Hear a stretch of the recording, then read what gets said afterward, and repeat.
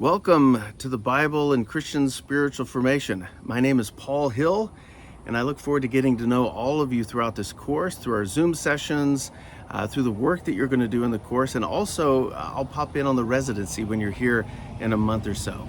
Now, of course, this is the second half of the course that you began with Gemma, and I'm happy to take over from her, take the reins from her very capable hands. Her part of the course focused on the Old Testament. We're going to focus on the New, although you'll discover that we lean back into the Old Testament quite a bit. Let me tell you a little bit about myself, since I only know a few of you. Like I said, my name is Paul Hill. Please call me Paul. The most important thing to know about me is I've been married to Kalana now for about 33 years. I'm father to Harrison, who lives here and works here in the Wichita area, and my daughter Savannah and her now husband Matt, who live out in California. We're really trying hard to get them to come back to this part of the world. We're discovering it's a little harder than we initially thought. The other things to keep in mind about me: I'm the pastor of the Wheatland Mission Church, a congregation here in Wichita, and I'm also an adjunct instructor at Friends. And I've been at Friends for a little over 10 years, teaching various courses in Bible and religion. And I've been teaching in the grad program here at Friends, teaching this course for about 5 years. One other person that you need to be aware of is Jenny Nichols. Jenny is going to serve as the teaching fellow for this portion of the course. And so she'll be grading a lot of your papers and interacting with you. And she'll also be working with us in our Zoom sessions. And I think you'll find Jenny to be very bright and very helpful in the work that we're going to be doing here. And she has a lot to contribute. Let me share a little bit with you about the course and go over a few items that we need to cover. By the way, jets may be flying over. I don't normally do videos from my deck, but you're going to get tired of seeing the background of my cluttered office, so I thought I might switch it up. This is Wichita, so of course there's going to be planes flying overhead over the next few minutes. Let me just go over the reading that you're going to be doing in the course, and I encourage you to do your reading as early in the topic cycle as possible.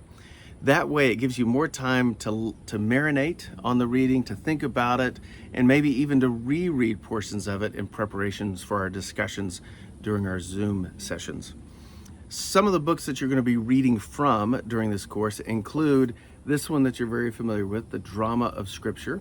You're going to finish this book in the course, and you're going to do one brief reading report on it, sharing with me what you found to be most interesting and most useful in the book.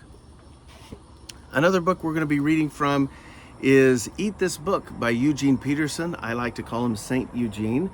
And I encourage you to read not only this book, but anything that you can lay your hands on that he has written. It's all good and it's all worthy of your time.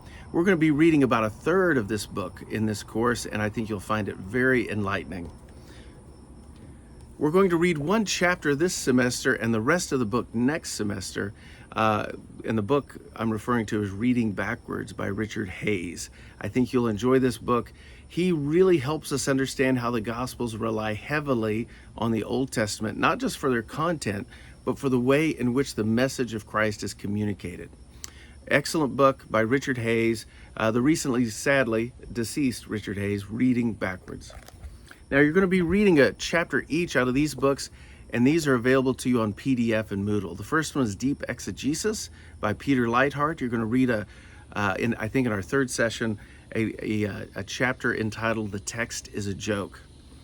And then we'll also be reading a brief portion from this book, A More Christ-Like Word by Brad Jersak. You're going to be reading the opening chapter of this book. And I commend both this and the Leithart book to you if you want to continue reading them after this course. One other book that you need to have to be successful in this class is a Book of Common Prayer.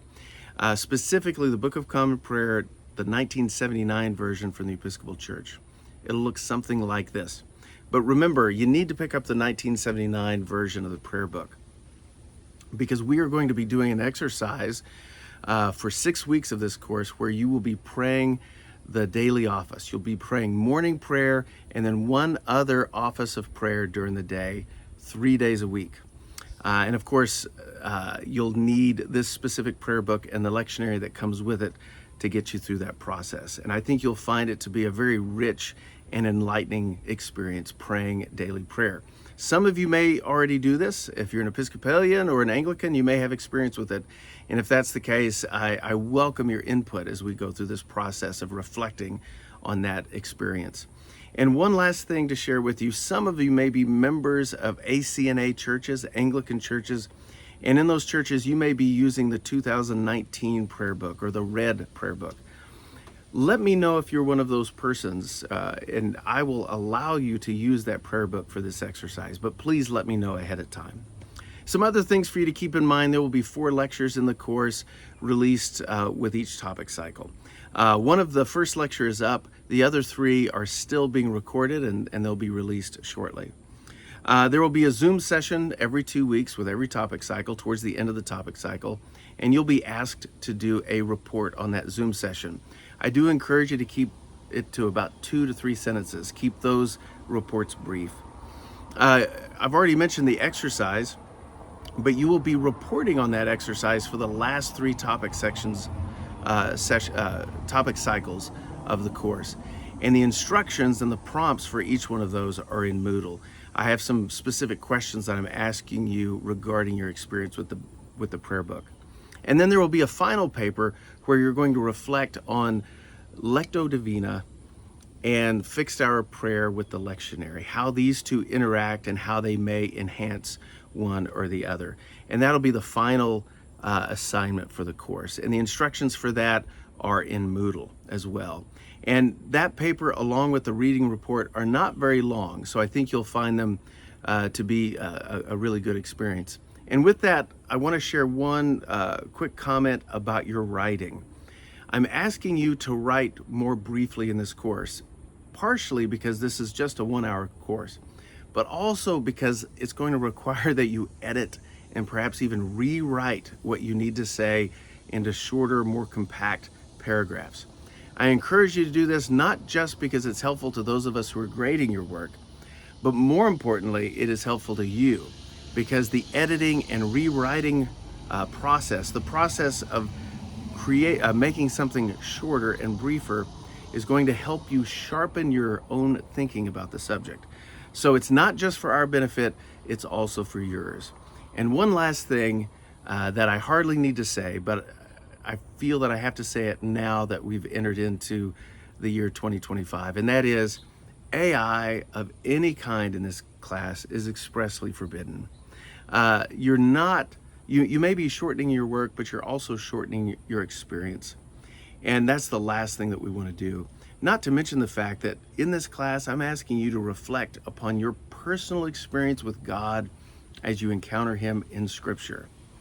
AI has nothing to tell you about that. ChatGPT, none of them are going to help you in that process. Well, I've been out on my deck here now for about 10 minutes, and I have broken into a sweat, mainly because the sun is starting to beat down on me a little bit. I really look forward to getting to know all of you, and like I said, I'll be popping into the next residency and hopefully getting further acquainted with you. In the meantime, I encourage you to dig into the course, and if you have any questions whatsoever, please contact me. My contact information, both email and phone, is available to you in Moodle. Please dig in and let me know if you have any questions. I look forward to seeing you soon. God bless you.